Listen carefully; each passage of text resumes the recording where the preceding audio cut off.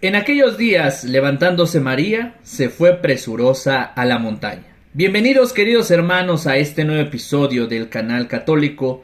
Hoy conoceremos la historia de Garabandal, una revelación que no ha sido aprobada por nuestra Iglesia Católica. Sin embargo, es importante conocerla como parte de la cultura de nuestra fe católica. Garabandal es una aldea aislada de unos 300 habitantes en las montañas del Cantábrico al noroeste de España. Es un lugar de sobrenatural serenidad y belleza.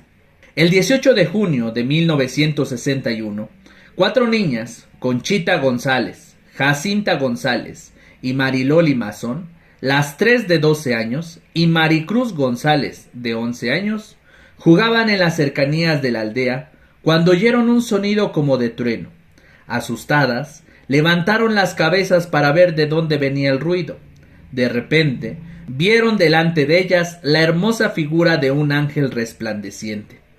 Tras unos breves instantes, y sin haber pronunciado palabra, desapareció. Durante los días siguientes se repitieron las visitas del ángel, que en silencio las miraba y sonreía. Los habitantes de Garabandal comenzaron a reunirse con las niñas al caer la tarde para rezar el rosario a la espera de la aparición. Finalmente, el 1 de julio de 1961, el ángel habló a las niñas y les dijo: ¿Sabéis por qué he venido? Debo anunciaros que la Virgen Santísima se os aparecerá mañana como Nuestra Señora del Monte Carmelo. Llenas de alegría, las 4 niñas a la vez exclamaron: ¡Que venga pronto! El 2 de julio, fiesta de la Visitación en aquel entonces, hacia las 6 de la tarde, las muchachas estaban en la calleja, cuando la Virgen se apareció con el niño Jesús y 2 ángeles. A uno de los ángeles le reconocieron como el que se les había estado apareciendo, que después fue identificado como San Miguel Arcángel, y el otro parecía idéntico. Había más arriba y a la derecha un ojo que las muchachas llamaron el Ojo de Dios. Sin miedo alguno, las niñas comenzaron a hablar con la Virgen. Hablaban sobre sus familias y el trabajo que hacían en casa o en los campos, y la Virgen sonreía. Conchita dijo que era como si su madre hubiera estado ausente durante un viaje y acabara de volver. Rezaron el rosario con la Virgen y ella les enseñaba a rezarlo bien. Cuando la Virgen dijo que se tenía que marchar, las pequeñas le insistían para que no se fuera. Ella, para consolarlas, les prometió volver al día siguiente, y volvería aún no solo al día siguiente, sino en centenares de encuentros, en ocasiones varias veces a lo largo del día y de la noche. Las niñas sabían perfectamente cuándo iban a tener aparición, gracias a lo que ellas mismas denominaban las llamadas. Recibían 3 llamadas, que consistían en una alegría creciente que precedía y anunciaba la aparición. A la tercera llamada, la alegría era tan grande que salían corriendo desde donde estuvieran hacia el lugar de la aparición, llegando casi simultáneamente, y donde caían repentinamente de rodillas y en trance extático. En agosto de 1961 comenzaron las marchas estáticas. Las niñas comenzaron a caminar en éxtasis hacia adelante y hacia detrás a través de la aldea, con sus ojos fijos todo el tiempo en lo alto. Al comienzo de las apariciones, para hacer reír al niño Jesús que nuestra Madre del Cielo a veces traía en brazos, las niñas le ofrecían pequeñas piedras. El niño no tomaba las piedras, pero nuestra Madre sí. Las besaba y encargaba a las niñas que las dieran a determinadas personas, después del éxtasis. Al ver esto, los espectadores comenzaron a dar a las niñas numerosos objetos religiosos para que fueran besados por la Virgen, o los colocaban en una mesa puesta a un lado para este propósito en los hogares de las niñas, cuando ellas no estaban presentes. No había manera de que ellas supieran a quién pertenecía cada artículo.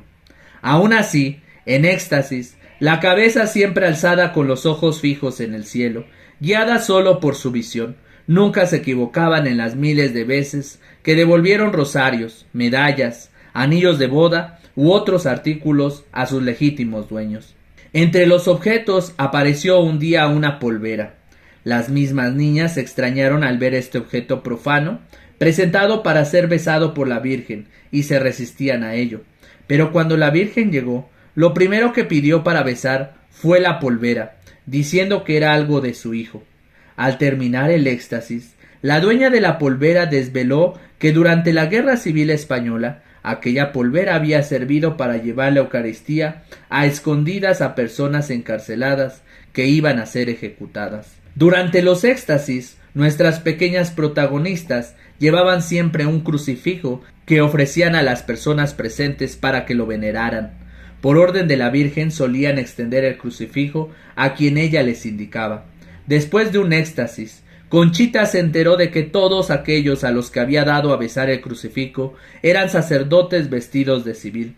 Fueron numerosas las ocasiones en que las niñas en éxtasis reconocieron a los sacerdotes y religiosos vestidos de paisano, sin tener ninguna otra señal para saberlo que lo que les dijera su visión. Poco a poco, a medida que la noticia fue corriendo de boca en boca, comenzaron a llegar visitantes venidos de fuera del pueblo, de fuera incluso de España, hasta desde el punto de que pronto llegarán a juntarse de 500 a 3000 personas por día, que se unirán al rezo de los vecinos de Garabandal en espera de la aparición. Pronto, al lado de las niñas en éxtasis, se vio aparecer a muchos sacerdotes y médicos decididos a probar la verdad o falsedad de las apariciones. Entre los primeros llegaron a este rincón de la montaña teólogos de prestigio, profesores, sacerdotes diocesanos y religiosos, algunos de ellos con importantes cargos dentro de la Iglesia. Realizaron sus indagaciones a nivel teológico y doctrinal y examinaron la vida de las niñas. Pudieron comprobar que eran niñas perfectamente sanas y equilibradas, sin ansia de espectacularidad, aun cuando no dejaran de tener cosas de niñas, cuando estaban fuera del éxtasis, lo cual las hacía más normales si cabe.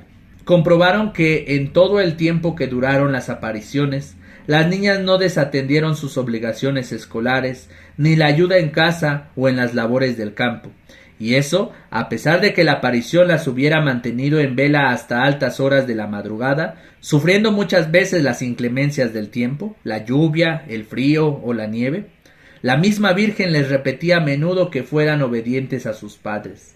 También las animaba a hacer sacrificios, en concreto por los sacerdotes, para que fueran santos, y por los que dudaban, para que siguieran siendo sacerdotes. Les enseñó a tener horror al pecado, ayudándolas a formar su conciencia, respondiendo a las 1000 preguntas que le ponían las niñas. Las niñas afirmaron que después de ver a la Virgen tenían más ganas de amar a Jesús y a María, y de hablar a todos del Señor y de su Madre Santísima. Llama siempre la atención ese trato sencillo y confiado que las niñas tenían con su Madre del Cielo, que hasta jugó con ellas en ocasiones y que con frecuencia las despedía con un beso. Los médicos, por su parte, comprobaron asombrados los extraños fenómenos físicos que acompañaban a los éxtasis. Durante estos, la insensibilidad al dolor era total, aun cuando se les pinchase con agujas o incluso se les quemase con cigarrillos. Sus cuerpos adquirían un peso extraordinario que hacía imposible levantarlas o obligarlas a hacer el más mínimo movimiento de sus miembros. Sus ojos abiertos, contemplando la aparición, eran bombardeados con la luz de focos potentes y de flashes sin que la expresión de sus ojos fuera perturbada.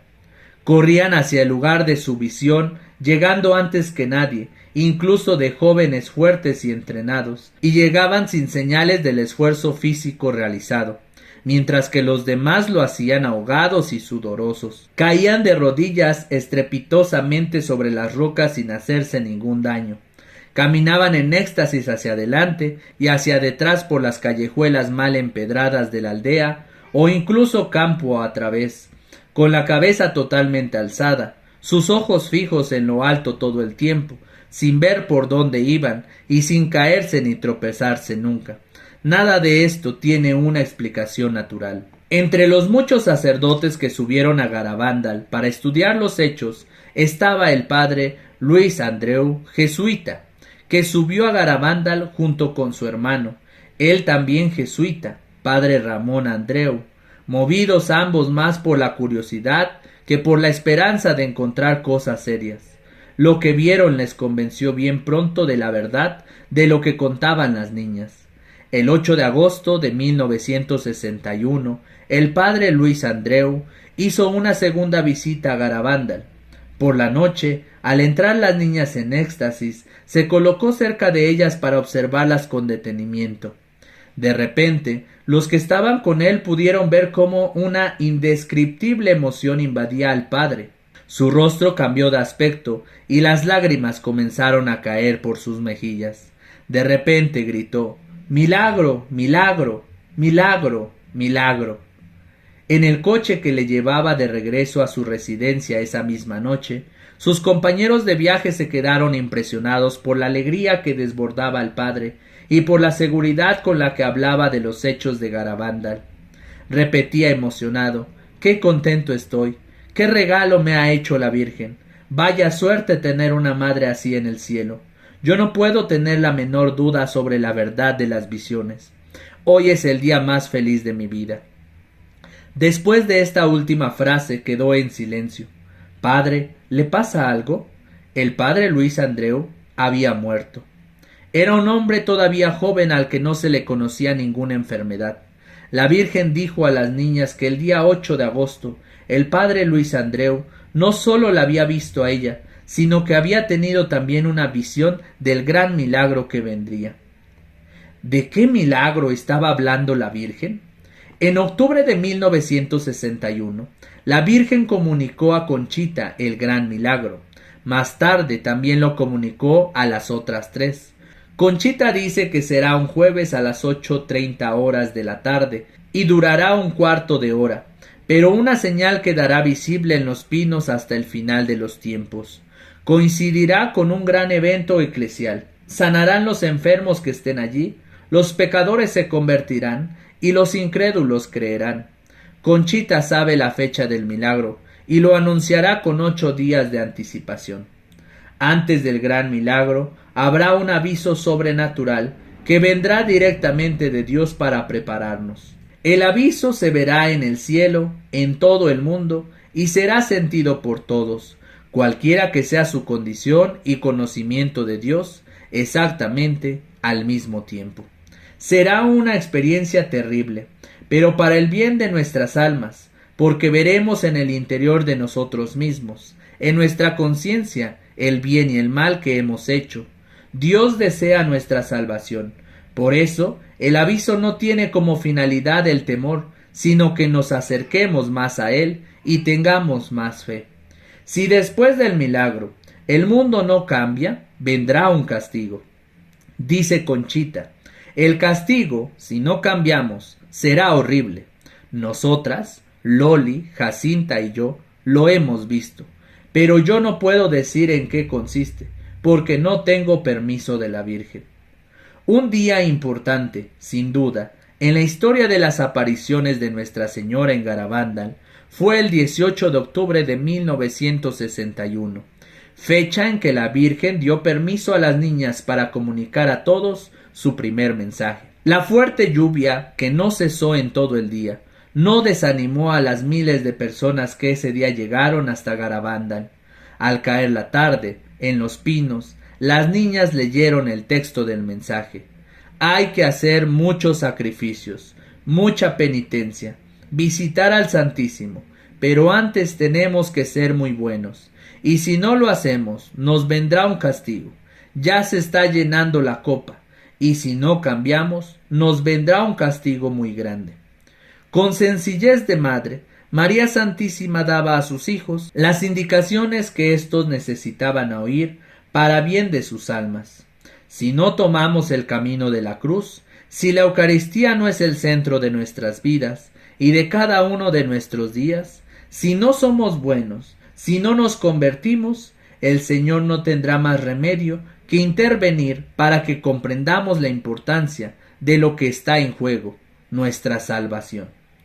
Tras la comunicación de este primer mensaje, las niñas pedían con frecuencia a la Virgen que hiciese un milagro para que la gente creyese en las apariciones. Cuando en el pueblo no iba a haber misa, para que las niñas no quedaran sin comulgar, el mismo San Miguel venía para darles la comunión. Un día, San Miguel comunicó a Conchita que en una de esas ocasiones en que él le traía la comunión, la forma se haría visible en su lengua. A Conchita no le pareció un gran milagro, porque ella pensaba que la forma era siempre visible a los presentes. Cuando llegó el día, que había sido anunciado por Conchita 15 días antes, había cientos de personas en el pueblo. En la noche del 18 al 19 de julio de 1962, a la 1:30 de la madrugada, ocurrió el milagro, un milagro precisamente eucarístico. Parece lo justo, dado que ayudarnos a profundizar en el amor y veneración por la Eucaristía parece una de las claves de lo que la Virgen vino a hacer en Garabandal. Uno de los presentes pudo grabar algunos instantes en video donde se ve la forma blanca aparecer en la boca de Conchita. Durante los 2 primeros años, las manifestaciones del cielo se multiplicaban sin parar.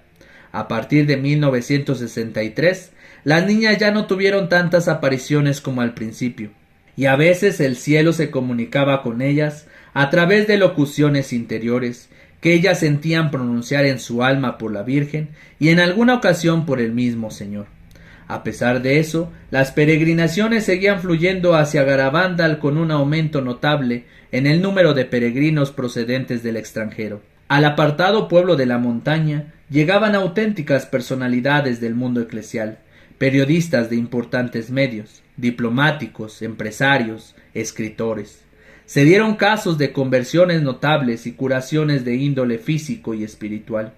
En Garabandal, la Virgen parece especializada en sanar los corazones y las almas. El segundo mensaje de la Virgen llegó pocos meses antes del fin de las apariciones. El 18 de junio de 1965 es San Miguel el encargado de comunicar el mensaje a Conchita de parte de la Virgen.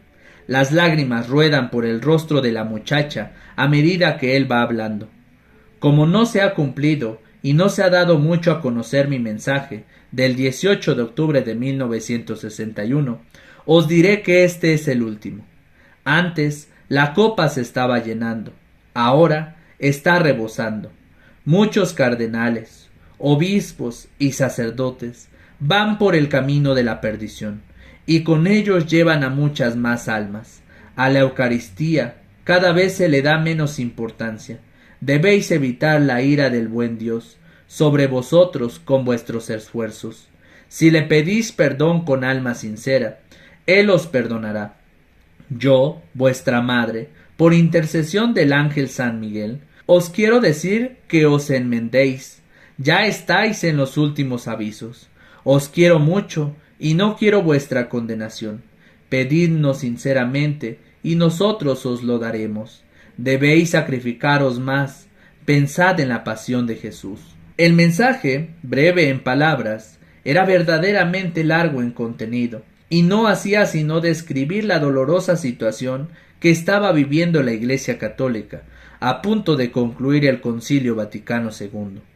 Pocos meses después de la comunicación de este segundo mensaje, Pablo VI publicaría la encíclica Mysterium Fidei, en la que el pontífice expresaría precisamente su grave preocupación por la confusión doctrinal respecto al mayor tesoro que la Iglesia posee, la Eucaristía. Pero el 18 de junio de 1965, Conchita no podía conocer lo que estaba sucediendo, porque la crisis de doctrina y culto que comenzaba a estallar en el seno de la Iglesia apenas había llegado a España, y menos a esa aldea perdida en la montaña. De igual manera, la gran crisis sacerdotal todavía no se podía ni imaginar, y sin embargo pronto se convertiría en motivo de nuevo y profundo sufrimiento para el sucesor de Pedro y para toda la Iglesia. El 13 de noviembre de 1965 fue para Conchita un día de alegría y tristeza mezcladas. Subió sola a los pinos, bajo la lluvia. María Santísima se apareció de nuevo a la joven. Venía con el niño, muy sonriente, pero esta vez sería la última. La Virgen, dirigiéndose a Conchita, dijo: «Háblame, Conchita, háblame de mis hijos. A todos los llevo debajo de mi manto. Os quiero mucho y deseo vuestra salvación. Pon de tu parte todo lo que puedas y nosotros te ayudaremos. Esta será la última vez que me verás aquí, pero estaré siempre contigo y con todos mis hijos. Conchita, debes visitar más a mi hijo en el sagrario. ¿Por qué te dejas llevar de la pereza para no visitarle? Él os está esperando, día y noche. Conchita dijo a la Virgen: qué feliz soy cuando os veo. ¿Por qué no me llevas ahora contigo? Ella le contestó: acuérdate de lo que te dije el día de tu santo. Cuando te presentes delante de Dios, tienes que mostrarle tus manos, llenas de obras hechas por ti, a favor de tus hermanos, y para gloria de Dios. En este momento tienes las manos vacías. Así terminaron las manifestaciones visibles de Nuestra Señora en Garabandal. Los momentos felices que las niñas habían pasado con su Madre Celestial habían terminado, pero sentían aún su presencia y los efectos dejados en su alma. Conchita dijo de las apariciones: me dejaron el alma llena de paz y alegría, y de un gran deseo de vencer mis defectos y de amar al Señor y a su Madre Santísima con todas mis fuerzas. Son los mismos efectos que nuestra Madre del Cielo quiere dejar en las almas de todos sus hijos: la certeza de tener una Madre muy cercana que vela por nosotros, el deseo de conversión que nace en el alma que medita la pasión, el amor y la veneración por el tesoro más precioso que posee la Iglesia, la Eucaristía. María Santísima estará siempre con todos sus hijos. Lo que prometió a Conchita en esta última aparición, nos lo promete a todos nosotros. Nosotros te ayudaremos. Yo estaré siempre contigo y con todos mis hijos. Y esta ha sido la narración de las apariciones de la Virgen en Garabandal. Más adelante, en otro capítulo, continuaremos con el análisis crítico y la reflexión de estas apariciones que son importantes para el desarrollo de la misión que tiene nuestra Iglesia Católica aquí en la tierra. Nos vemos en un próximo episodio y que Dios te bendiga.